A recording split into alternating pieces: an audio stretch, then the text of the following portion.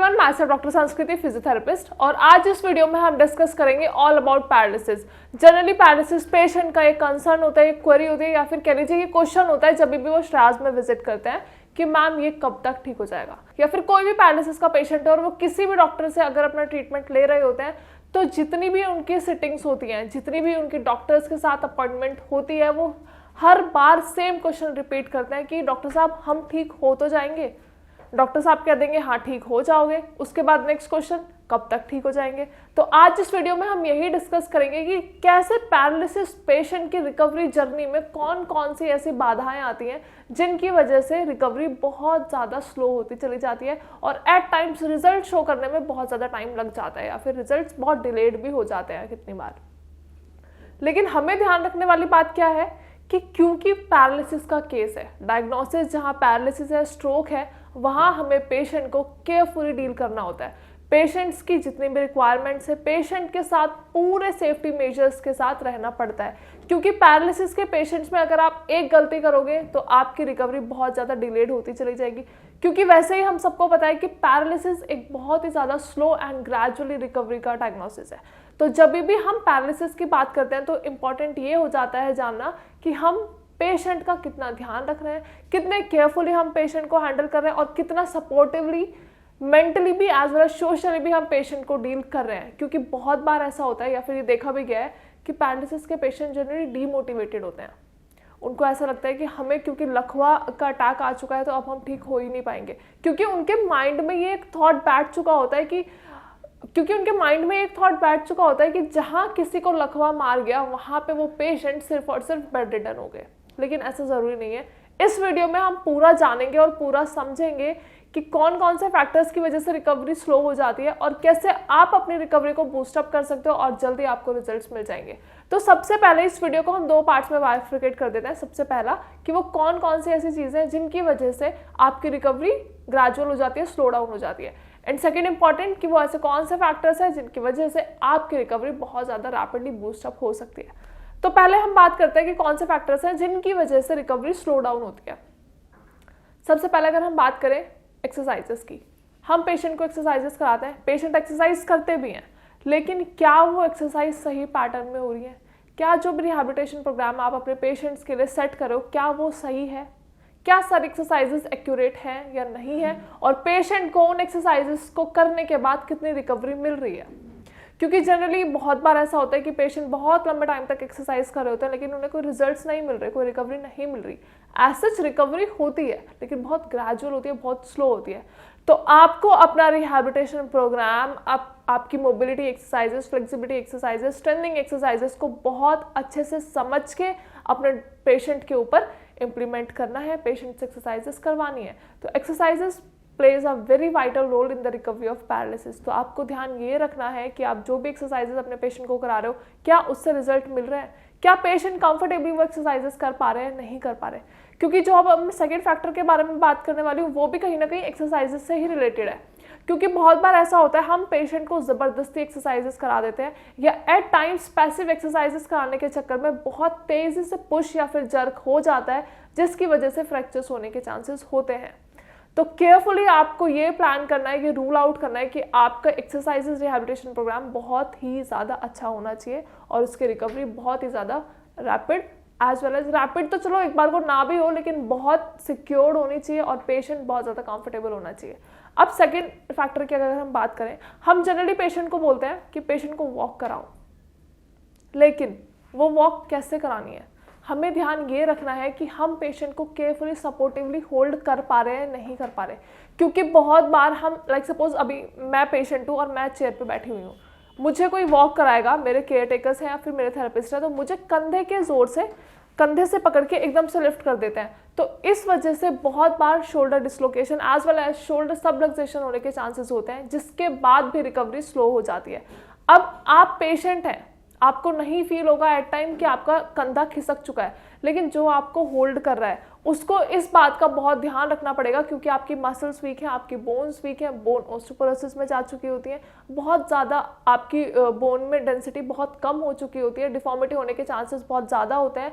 तो care takers को as well as therapist को, अटेंडेंट्स को ये ध्यान रखना है कि जब भी आप पेशेंट को वॉक करा रहे हो तो कंफर्टेबली और सपोर्ट के साथ पेशेंट को होल्ड करो, क्योंकि बहुत बार ऐसा भी देखा गया है कि आप जब पेशेंट रिकवरी स्टेज में आ जाते हैं, मतलब पेशेंट स्टेज 2 और स्टेज 3 में आ जाते हैं और वो खुद से चलना शुरू कर देते हैं, तो हम ये सोच लेते हैं कि अब तो पेशेंट ठीक हो गया, जब वो वॉक खुद से कर पा रहा है तो ही इज परफेक्टली फाइन या शी इज परफेक्टली फाइन।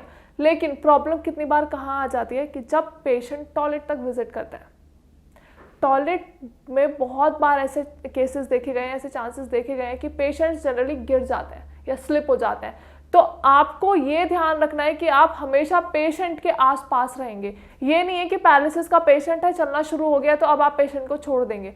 ध्यान आपको ये रखना है कि आप पेशेंट के हमेशा सराउंडिंग में रहेंगे, आपको पेशेंट को हमेशा सपोर्ट देना है, चाहे वो परफेक्टली चल पा रहे होते हैं या नहीं चल पा रहे होते हैं, क्योंकि ये छोटी छोटी चीज़ें ऐसी होती हैं जिन पे हम ध्यान नहीं देते हैं और इसकी वजह से अब पेशेंट टॉयलेट गया, टॉयलेट में जाके गिर गया, तो इससे क्या हुआ, कोई फ्रैक्चर भी हो सकता है, कोई डिसलोकेशन भी हो सकती है, क्योंकि पेशेंट ऑलरेडी बहुत ज़्यादा वीक है, उन्हें कहीं भी चोट लग सकती है।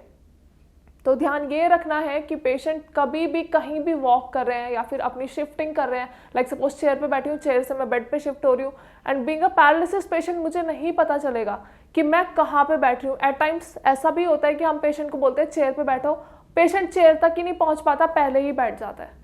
तो इस कंडीशन में ये बहुत टफ भी हो जाता है एट टाइम्स कि पेशेंट को ग्राउंड से लिफ्ट करना। तो आपको हमेशा ध्यान रखना है कि आप पेशेंट के इर्द गिर्द ही रहेंगे, आप पेशेंट के सराउंडिंग में ही रहेंगे ताकि पेशेंट गिरे ना, क्योंकि जितने भी फॉल के केसेस होते हैं इसमें फ्रैक्चर, सबलक्सेशंस एंड डिसलोकेशन होने के चांसेस बहुत ज़्यादा होते हैं। अगर आपके बोन में फ्रैक्चर हो गया तो इट इज़ क्वाइट ऑब्वियस कि जो भी आपकी रिकवरी है, जो भी आपकी एक्सरसाइजेस प्रोटोकॉल है, जो भी आपका रिहैबिलिटेशन चल रहा है, वॉकिंग चल रही है, शिफ्टिंग चल रही है, वो सब रुक जाती हैं और रुकने की वजह से आपका एक्सरसाइज का जो भी पैटर्न है वो भी वहीं पर रुक जाता है, जिसकी वजह से रिकवरी स्लो डाउन हो जाती है। तो आई होप इससे आपको ये तो समझ में आएगा कि कौन कौन से फैक्टर्स हैं और कौन कौन सी ऐसी बातें हैं जिनका आपको ध्यान रखना है। Being a therapist, being a care giver, आपको कैसे ध्यान रखना है अपने पेशेंट का। चलिए, ये तो हमने बात कर ली कि कौन कौन से ऐसे फैक्टर्स हैं जिनकी वजह से आपकी पैरालिसिस का रिकवरी स्लो डाउन हो जाता है। अब हम बात करते हैं कि आप कैसे अपनी रिकवरी को बूस्ट अप कर सकते हो। Again comes the role of exercises. बहुत बार पेशेंट्स जब ठीक होना शुरू हो जाते हैं या फिर जब हमें पेशेंट विजिट करते हैं और हम उनको बोलते हैं कि आप ये एक्सरसाइज स्टार्ट करो या एक्सरसाइज करो, तो उनका सबसे पहला क्वेश्चन यही होता है कि डॉक्टर साहब अब तो मैं ठीक हो रहा हूँ, ये एक्सरसाइजेस तो मैंने बहुत कर ली, अब मैं एक्सरसाइज नहीं करूँगा, अब हम चेंज कर सकते हैं। आप एक्सरसाइजेस चेंज कर सकते हो, लेकिन इसका ये मतलब नहीं है कि आप अपनी पहली वाली एक्सरसाइजेस छोड़ देंगे। आपको अपनी पहली एक्सरसाइजेस के सेट्स बढ़ा लेने हैं और साथ में आपको दूसरी एक्सरसाइजेस ऐड ऑन कर लेनी है। ज़रूरी ये है कि जो भी एक्सरसाइज आप कर रहे हो उससे आपको रिकवरी मिल रही है। हमारे लिए ये इंपॉर्टेंट नहीं है कि आप एक एक्सरसाइज के 50, 100, 150 रेपिटेशंस कर रहे हो। हमारे लिए ज़रूरी ये है कि जो भी आप एक्सरसाइज कर रहे हो उससे आपको रिकवरी कितनी मिल रही है। और बहुत बार हम यही लैक कर जाते हैं। पेशेंट एक्सरसाइजेस कर रहे होते हैं लेकिन उन्हें खुद को ही नहीं पता वो एक्सरसाइज क्यों हो रही है, या फिर कौन सी मसल की एक्सरसाइज हो रही है, कौन सी मूवमेंट की एक्सरसाइज हो रही है, कितनी रेंज ऑफ मोशन आप अचीव कर रहे हो। तो पेशेंट को एक्सरसाइज करने से पहले अपने थेरेपिस्ट से ये पूछना है या फिर अपने डॉक्टर से ये पूछना है कि डॉक्टर साहब मैं एक्सरसाइज कर क्यों रहा हूँ। ये तो बात हो गई एक्सरसाइज की। Same with the medicine. हम बहुत बार जो भी डॉक्टर ने मेडिसिन प्रिस्क्राइब करी, चलो ये तो हम केस ले रहे हैं पैरालिसिस का। अब हम एक एग्जाम्पल के तौर पे अगर हम समझे, फीवर की मेडिसिन है, एक फीवर के लिए आपकी नंबर ऑफ मेडिसिन है, लेकिन कभी आप ये पूछते हो कि डॉक्टर साहब मैं इस बार पैरासीटामोल या फिर मैं इस बार डोलो क्यों ले रहा हूँ। तो यही केस है, आपको हमेशा अपने डॉक्टर से कंसल्ट करना बहुत ज़्यादा ज़रूरी है कि ये जो भी हम मेडिसिन ले रहे हैं ये क्यों ले रहे हैं और इनका क्या इम्पैक्ट है हमारी बॉडी पे। क्योंकि पैरालिसिस पेशेंट्स का मेडिसिन का कोर्स आई नो बहुत ज़्यादा होता है, बहुत सारी मेडिसिन होती हैं, लेकिन पेशेंट्स को या फिर एटलीस्ट उनके केयर गिवर्स को ये जानना बहुत ज़रूरी है कि वो मेडिसिन हैं किस लिए और उनका बॉडी पे क्या इम्पैक्ट है, कैसे आपकी रिकवरी में वो एक एसेंशियल रोल प्ले कर रही होती हैं।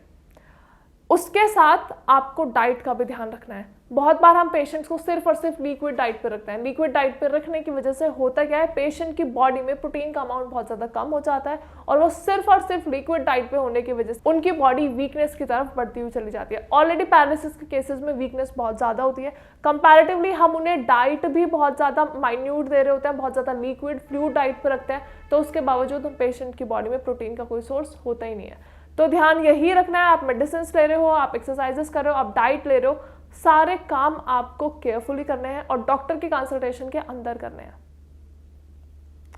आई होप वीडियो में मैंने जो भी चीज़ें बताई हैं, जो भी बातें आपको बताई हैं कि कौन से ऐसे मेजर्स हैं जो आपको लेने हैं और कौन सी ऐसी बातें हैं जो आपको अपने लाइफस्टाइल से डिलीट कर देनी है, एलिमिनेट कर देनी है, वो आप सभी को समझ आई होंगी।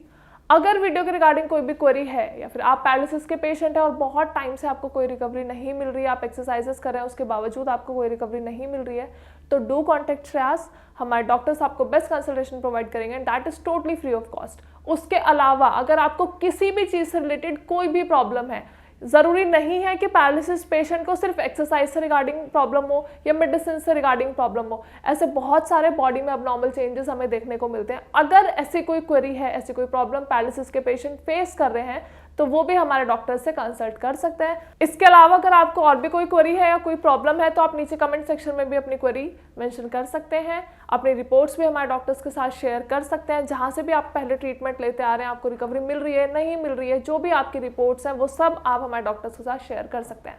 Thank you so much.